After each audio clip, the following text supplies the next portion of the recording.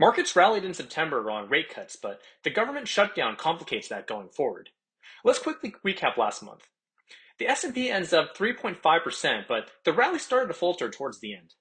In short, the story was weak jobs and rate cuts, but inflation still looms.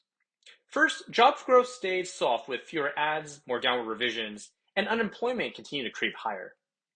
That weakness helped lock in the first Fed rate cut of the year. However, the Fed's outlook didn't match the speed the market was hoping for.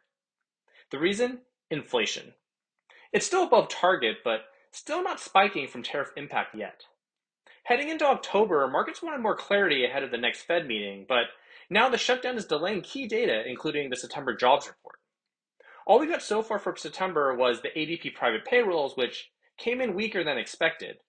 However, it still likely sets expectations lower for when the job report eventually drops, but it's still not typically a perfect match. Meanwhile, consumer inflation expectations are rising fast, even if the actual data hasn't shown much yet. But with the CPI and PPI reports also likely on hold until the government reopens, we may not get to see if that held in September for a bit. This leaves the Fed in a tough spot with both labor and inflation concerns, but potentially flying blind missing data going into their next meeting. They have emphasized being data dependent, so if the shutdown drags on, they may hold off on the rate cuts if they're truly on the fence.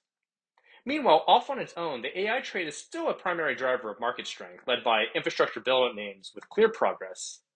But we still need to see real monetization that currently remains more promise than proof. As we head into Q4, investors' risk appetite will need to stay high to keep that momentum going. So I guess we'll see. So what are your expectations for October? Let us know.